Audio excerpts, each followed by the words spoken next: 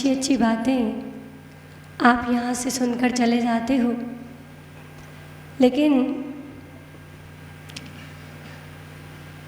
जैसे एक जानवर होता है, गायें, भैंस आदि, जब किसी चीज़ को खाती हैं तो जब नहीं खा रही होती हैं तब भी उसका रस ले रही होती है। देखा है आपने?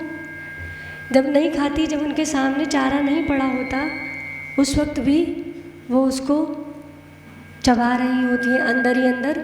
उसको कहते हैं जुगाली, उसको जुगाली शब्द कहते हैं। अपन भी यहाँ से सुनकर जाते हैं, आप लोग भी यहाँ से सुनकर जाते हो, उसके बाद जुगाली करते हो कि नहीं करते हो?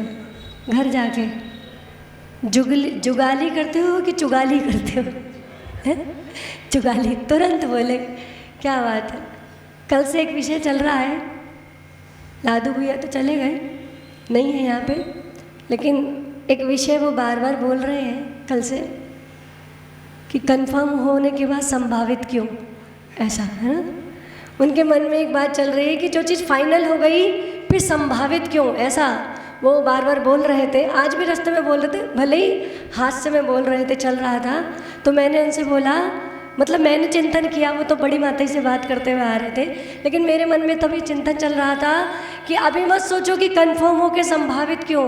तुम तो ज़िंदगी भर, तुम्हारी ज़िंदगी संभावित, तुमने तो ज़िंदगी ही ऐसी निकाल दी, क्योंकि क्या मात गर्भ में कॉल किया था, नाम जपूंगा मैं तेरा, क्या है ना। अपन आदिनाथ भगवान की पूजन में भी पढ़ते हैं ना, कैसे कैसे कष्ट झेले हमने गर्भ में, और तब क्या सोच रहा था मैं, तब क्या चिंतन कर रहा था कि मात गर्भ में कॉल किया था, नाम जपूंगा मैं तेरा, इस झूठे जग में आकर भूल गया मैं नाम तेरा।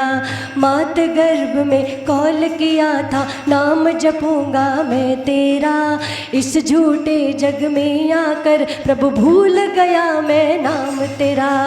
जब माता के गर्भ में थे तब तुमने भी कितनी चीज़ें, सारी चीज़ें कंफर्म की थी, कितनी सारी चीज़ें कंफर्म मोड में डाल दी थी कि भगवान एक बार इस गर्भ से बाहर आ जाऊं, फिर मैं आपका नाम जपूंगा, आपकी पूजा करूंगा, आपकी भक्ति करूंगा, और जिस वजह से मैं इस पर्याय में जन्म लेने जा रहा हूं उस पर्याय को सार्थक करूंगा। कितनी सारी चीज़ों को तुमने कंफर्म किया था, लेकिन तुमने कंफर्म करने के बाद सब कुछ फिर से संभावित में डाल दिया। डाला कि नहीं डाला?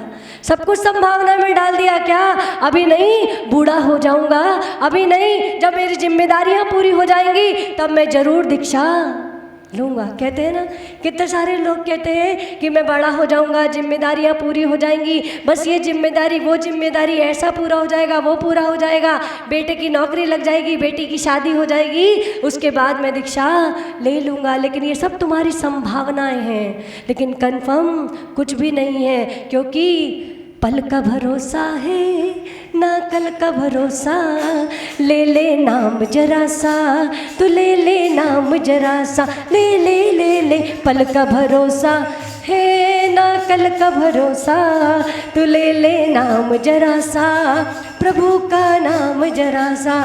कितनी लंबी लंबी बातें करते हो, कितनी लंबी लंबी प्लानिंग करते हो कि मैं ऐसा करूँगा, मैं वैसा करूँगा, पढ़ते भी हो, स्वाध्याय भी करते हो, जानते भी सब कुछ हो। आचार्य कुंद कुंद की माँ कहती थी, आचार्य कुंद कुंद ने, स्वामी ने क्या कहा है, उन्होंने कहा है कि आज का व्यक्ति कैसा है, कहता है करिष्यामि करिष्यामि करिष्यामि चिंतयेत, मरिष्यामि मरिष्यामि मरिष्यामि विस्मरेत। मैं करूँगा करूँगा करूँगा ऐसा चिंतन करता है, लेकिन मैं मरूंगा मरूंगा मरूंगा ऐसा चिंतन करना भूल जाता है। कैसा पागल है रे तू, कैसा मूर्ख है तू। अपने आप को दिन में कम से कम 8-10 बार तो मूर्ख कह ही लिया करो। कहते हो कि नहीं कहते हो? मूर्ख नहीं कहते हो, तुम तो कहते हो मैं सबसे बड़ा होशियार हूँ, मेरे से बड़ा होशियार इस दुनिया में कोई है ही नहीं। और तुम्हें कोई तुम्हारी सच्चाई बता दे, कोई तुम्हें मूर्ख कह दे तो तुम्हें वो मूर्ख लगने लगता है। कहते हैं ना, कोई तुम्हारी गंदगी, कोई दादी आती है हमारे पास और कहती है माता जी इतना स्वाध्याय करते हो, इतना स्वाध्याय करते हो, कुछ भी याद नहीं रहता। हम कहते हैं कि जब तेरे दिमाग में इतना सारा कचरा तूने भर के रखा है, बेटे का नाम याद है, पोते का का नाम याद है, पोतियों का नाम याद है, बहुओं का नाम याद है, बहुओं के गांव याद है, कौन से पोते होने पर क्या लाई थी ये याद है, कौन लाई थी ये याद है, कौन नहीं लाई थी ये याद है। जब इतना सब कुछ याद है तो भगवान की बातें तेरे को कहाँ से याद रहेंगी वास्तव में। दूसरे को मूर्ख कहते हो। माता जी बड़ी अच्छी बात कहती हैं कि तुम्हारे घर में जब कोई तुम्हारे घर में कोई कचरा डाल दे तो तुम उससे लड़ने लगते हो, लड़ने लगते हो। तुम्हारे घर क्या, तुम्हारे घर के बाहर कोई कचरा पटक के चला जाए तो तुम उससे लड़ाई करने लगते हो। और तुम्हारी सहेली, जिसे तुम सहेली कहते हो, सहेली है नहीं वो, लेकिन जिसे तुम मित्र कहते हो, वो मित्र तुम्हारे घर में आती है और तुम्हारे घर में नहीं तुम्हारे मन में कचरा डालकर चली जाती है और तुम उसे डांटते नहीं हो बल्कि बैठा के नाश्ता और कराते हो कि नहीं कराते हो हैं? अच्छा आगे लादू भैया यही है संभावित वाले हैं, सब संभावना में जी रहे हैं, सबकी जिंदगी संभावना में निकल रही है। अरे जब टिकट कंफर्म नहीं होती तो कितनी टेंशन होती है कि नहीं होती कि माता जी शिखर जी की टिकट कराई है लेकिन कंफर्म नहीं हुई है, कितनी टेंशन होती है, पैकिंग करूं कि नहीं करूं, पैकिंग करूं कि नहीं करूं। और साम दाम दंड भेद लगाते हो, बार बार मोबाइल में PNR नंबर डाल के देखते हो कंफर्म हो गई कि नहीं हो गई। नहीं तो किसी से पूछवाते हो, भाई देख पूछ के बता मेरी टिकट कंफर्म हुई कि नहीं हुई है। माता जी कहती हैं कि सफ़र में शिकायत मुसाफिर को इसलिए ट्रेनों में रिजर्वेशन होता है। सफ़र में शिकायत ना हो मुसाफिर को इसलिए ट्रेनों में रिजर्वेशन होता है। अरे उस सफ़र के लिए भी तो कुछ कर लो जहाँ ना टिकट ना रिजर्वेशन होता है, जहाँ न टिकट न रिजर्वेशन होता है। तुम थोड़ी सी दूरी को जाने के लिए कंफर्म टिकट की सोचते हो कि मेरे को रास्ते में दिक्कत ना हो। अरे बहुत लंबा सफ़र है भाई, अभी तो 7 राज्यों आए हो, 7 राज्यों और चढ़ना बाकी है। और याद रखना चढ़ना ही बाकी नहीं है, ऐसा मत सोचना कि 7 राजू चढ़कर आ गए अब चढ़ना ही बाकी है। डिपेंड करेगा कि तुम्हें सिर्फ चढ़ना ही है कि भी उतरना भी है, उतरना भी हो सकता है, चढ़ना भी हो सकता है। बहुत कुछ संभावनाएं तुम्हारी जिंदगी में, संभावना की बात चल रही ना, बहुत सारी संभावना है क्योंकि चित्र सबके एक से, पेंटर अलग अलग हैं। चित्र सबके एक से, पेंटर अलग अलग है। जाना तो है ही सबको एक दिन, बस सेंटर अलग अलग है। डिपेंड करता है तुमने कैसी पढ़ाई की है, तुम्हारा सेंटर ऊपर का पढ़ना है, तुम्हारा सेंटर नीचे का पढ़ना है। और वैद्य मंदिर में इष्टोपदेश की श्रृंखला चल रही है। आचार्य भगवान 30वीं गाथा में कह रहे थे कि वो कौन होगा, वो कौन बुद्धिमान होगा जो उल्टी को चखना चाहेगा, जो वमन कर दिया उसको पीना कौन चाहेगा। क्या तुम दूसरे की तो छोड़ो, स्वयं का वमन भी देखना पसंद नहीं करते, दूसरे का वमन तो बहुत दूर की बात है। इन भोगों को तुमने कितनी बार भोगा है। ये भोग तुम भोगों को नहीं भोग रहे, भोग तुम्हें भोग रहे हैं, लेकिन फिर भी हमें उसमें कितना आनंद आ रहा है। उन भोगों को भोगते भोगते आचार्य भगवान से शिष्य ने प्रश्न कर लिया कि भगवान ये भोग वमन के जैसे हैं, आपने कहा ये भोग तो उल्टी के जैसे हैं, फिर भी मुझे इनमें क्यों आनंद आ रहा है। तो आचार्य भगवान 31वीं गाथा में कह रहे हैं, क्योंकि हमारा इष्टोपदेश चल रहा है, 10 दिन रुक जाएगा तो फिर आगे पर्युषण पर्व लग जाएंगे, फिर रह जाएगा, तो अपनी बात को इसी के माध्यम से मैं आगे बढ़ाने का प्रयास करूँगी। आचार्य भगवान कह रहे हैं, कर्म कर्म हिताबंधी जीवो जीव हितस्पृहा, कर्म कर्म हिताबंधी जीवो जीव हितस्पृहा, स्वस्वप्रभाव भूयस्त्वे, तेज की बोलो ना, स्वस्वप्रभाव भूयस्त्वे स्वार्थम को वा न वांछति, स्वार्थम को वा न वांछति, को वा न वांछति। यही तो बात है। किसका मोबाइल बज रहा है? अच्छा भैया संगीत दे रहे हैं साथ में, बहुत सुंदर बात है। ऐसे ही अगर जीवन में संगीत आ जाए तो फिर बात ही क्या है। क्योंकि कहते हैं कि जरा सा मुस्कुराने से हमारी फ़ोटो सुंदर आ जाती है ना। जैसे कैमरा सामने आता है तो स्वतः ही मुस्कुराहट आ जाती है। अगर जरा सी मुस्कान से फ़ोटो सुंदर हो जाती है तो अगर हम जीवन भर मुस्काने की कला सीख लें तो हमारा भव भव भव भव सुखी हो सकता है, सुंदर हो सकता है। क्या कह रहे हैं? कर्म कर्म हिताबंदी जीवो जीवा हितस्पृहा। बंद कर दे भैया, उपयोग बदल रहा है। कर्म कर्म हिताबंदी, कर्म क्या करते हैं? अपने कर्म के अनुसार ही, मतलब अपना जो उसका मित्र होता है। जैसे आपने देखा होगा, आप कहीं पर बैठे हो या पर कहीं पर लिमिटेड सीट होती है कि यहाँ पर इतने ही लोग बन सकते हैं, इतने ही लोग बैठ सकते हैं, तो आप क्या करती हो? जो आपके जानकार होते हैं, आपके पसंद के लोग होते हैं, आप उन्हें जल्दी जल्दी अंदर ले लेती हो कि नहीं लेती हो? ऐसे करते हैं कि भाई आजा आजा, जल्दी जल्दी अपने अपने मित्रों को बुला लेते हो। तो ऐसे ही आचार्य भगवान क्या कह रहे हैं? कर्म कर्म हिताबंदी। जो कर्म है वो अपने मतलब के, जो अपने अपने लोग हैं, अपना यानी कि ज्ञानावरणी आदि कर्म है, कर्म कर्म बंध में कारण बनते हैं। और जीवो जीवा हितस्पृहा, और जो जीव आत्मा है वो आत्मा के हित का क्या सोचती है? आत्मा के हित का बंधन करने का प्रयास करती है। स्वसा प्रभाव भूयस्त्वे, जिसका प्रभाव होता है, जो जब प्रभावशाली होता है तो वो कह रहे हैं स्वार्थम को वाना वांछति, यानी कि कौन होगा जो अपने स्वार्थ की पूर्ति नहीं करेगा। यानी कि जब आपका प्रभाव ज़्यादा होगा, अगर आप जेठानी हो तो देवरानी पर क्यों नहीं हुक्म चलाओगी कि नहीं चलाओगी? सास है तो वो बहू पर हुक्म चलाएगी। जिसका जब प्रभाव होता है वो अपना क्या करती है? अपने स्वार्थ की पूर्ति करती है। टीकमगढ़ की महिलाएं ऐसी नहीं है, कोई भी जेठानी देवरानी पे हुक्म नहीं चलाती है ना। देवरानियों तो गर्दन हिलाओ।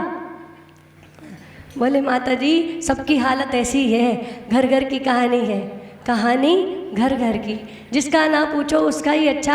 बात चल रही थी, कल कमरे में बैठे थे तो बात चल रहे थे, हमारे अध्यक्ष जी कह रहे थे राजेंद्र मस्तापुर कि माता जी वास्तव में जीवन में कोई सुखी नहीं है, किसी को कोई दुख लगा है, किसी को कोई दुख लगा है। तो मैंने उनसे एक बात कही कि बहुत सारे लोग तो ऐसे होते हैं समाज में जो खुले समाज में अपनी बात नहीं कह पाते। देखने में लगता है कि बहुत समृद्ध हैं, सुखी हैं, लेकिन वो भी कमरे में आकर बताते हैं कि माता जी फलाना दुख लगा हुआ है। सबको कोई ना कोई दुख लगा है, कोई रोग से दुखी है, कोई भोग से दुखी है, कोई परिवार से दुखी है, कोई संतान से दुखी है। हर कोई लगा हुआ है अपने अपने दुखों से, दुखों को झेल रहा है। कर्म कर्म हिताबंदी, कर्म बड़े वफादार हैं।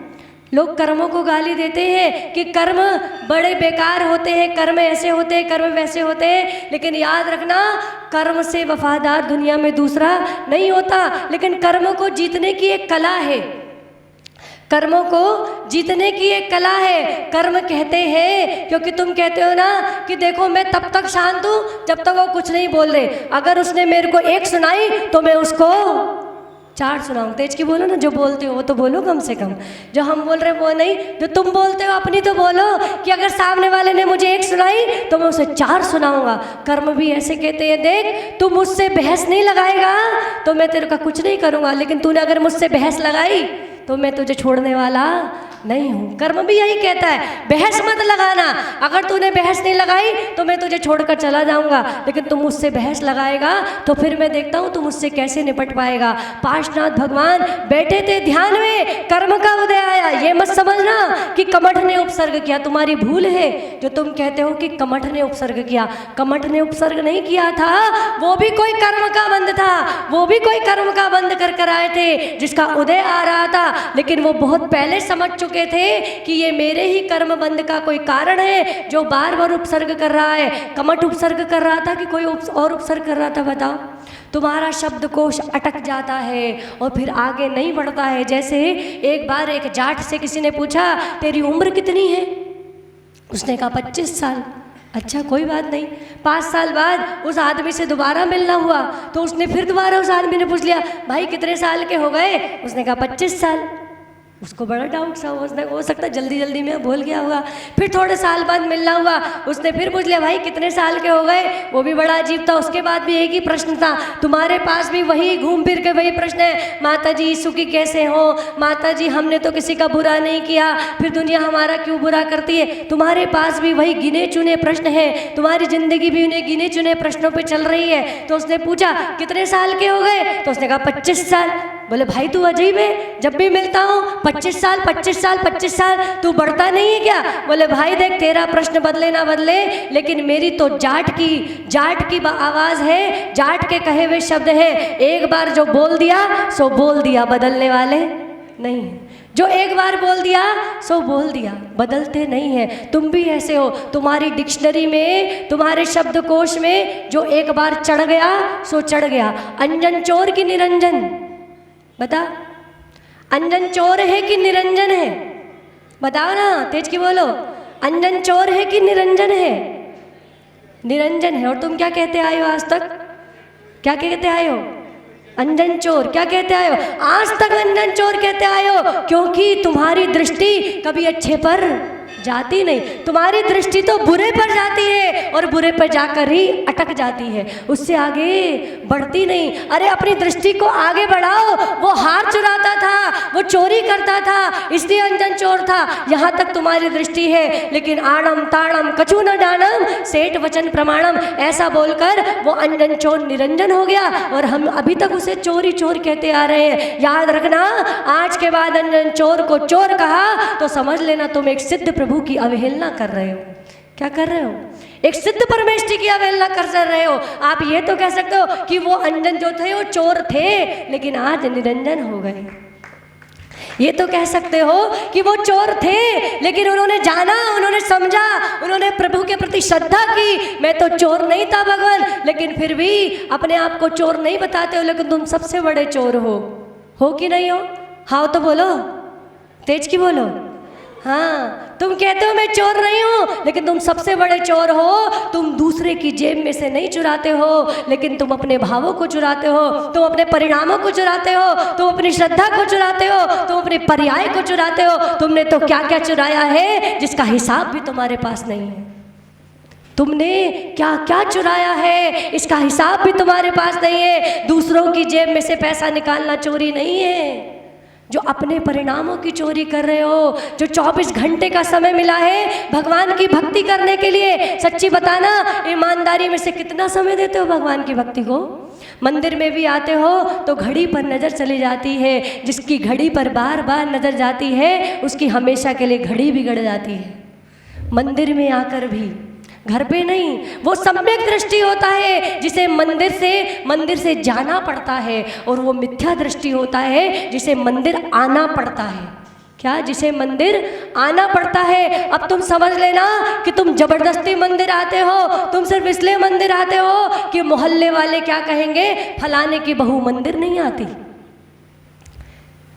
कई सारे लोग तो ऐसे ही हैं जो इसलिए भी मंदिर आते हैं कि टेंशन है कि पड़ोसी क्या करेंगे। कई सारे माँ बाप तो अपने बच्चों को धक्का मार के ये कहते हैं, देख फलाने का लड़का फलाने का मोड़ा अभिषेक करने जाता है, तू भी जाया कर। क्या कह के भेजते?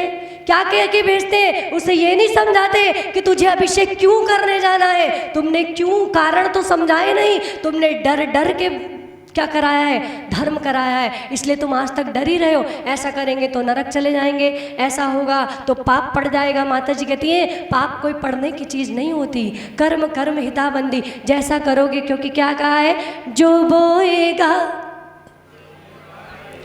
मेरा किया, बोलो ना, मेरा गला बैठा है इसलिए आपसे बुलवा रही हूँ आधी लाइन, कि जो बोएगा वही पाएगा, मेरा किया आगे आएगा। सुख दुख है क्या फल कर्मों का, जैसी करनी वैसी भरनी, जैसी करनी, बोलो हाँ, जैसी करनी जैसी करनी।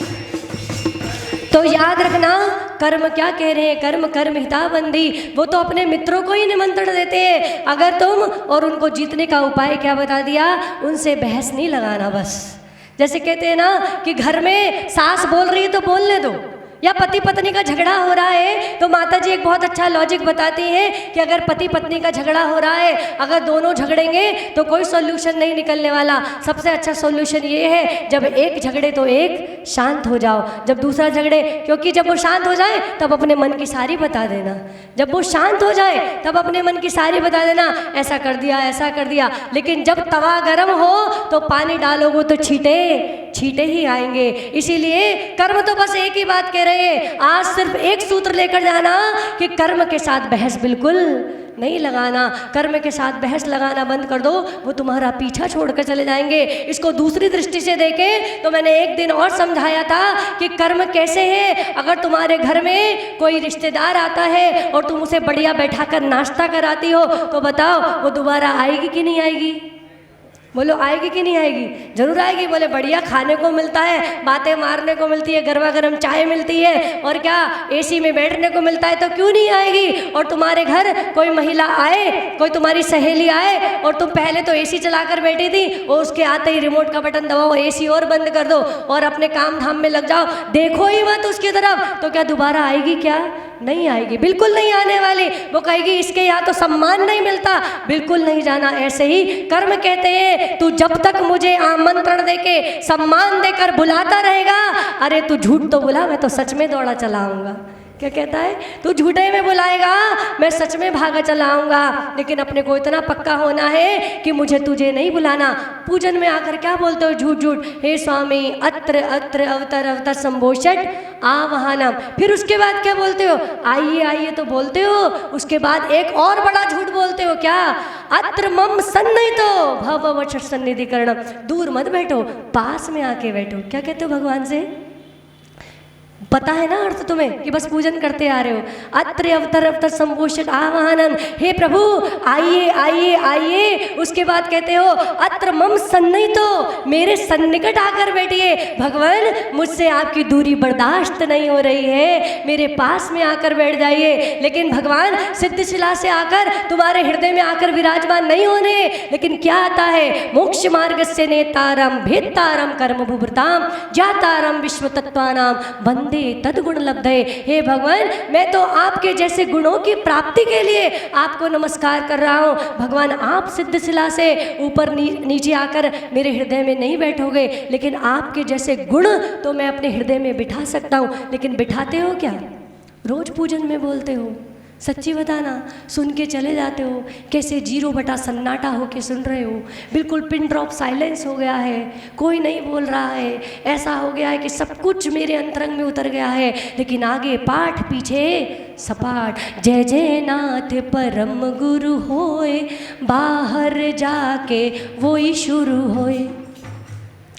सच्ची पूजन मन से तो बोलते हो कि दर्श विशुद्धि भावना भाए, 16 तीर्थंकर पद पाए, परम गुरु होए परम गुरु हो। जय जय नाथ परम गुरु हो। लेकिन अंतरंग में क्या चल रहा होता है कि दर्श विशुद्धि भावना भाए, 16-17 लाख मिल जाए, करोड़पति हो करोड़पति हो। जय जय नाथ करोड़पति हो। सच्ची में तुम चाहे गर्दन ऐसे में हिलाओ चाहे ऐसे में हिलाओ, तुम वही तुच्छ हो। तुम्हारी सोच तुच्छ है, तुम्हारी मांग तुच्छ है। अपनी मांग को बढ़ाओ। कब तक ये तुच्छ चीजें मांगते रहोगे? आचार्य भगवान पीछे कहकर आए हैं, जिसके पास जो होता है वो वही देता है। अरे तुम पागल हो, तुम पागल हो। इतनी बड़ी जमीन मिली है, इतनी बड़ी जायदाद मिली है, उसमें भी कोई कांटे बोता है क्या? इतनी बड़ी जायदाद मिली है, इतनी बड़ी खेती को जमीन मिली है, और उस खेती पर भी कांटों की, कैक्टस की खेती कर रहे हो। बुद्धिमान हो तो आम के वृक्ष लगाओ। भले ही इस साल आपको फल नहीं मिलेंगे, लेकिन एक समय आएगा जब आम के पेड़ लगेंगे और उस पेड़ पर आम आएंगे और फिर उसका स्वाद लेगा। कहाँ पर बैठ कर लेगा? कहाँ पर बैठ के लेगा? घर में बैठ के लेगा।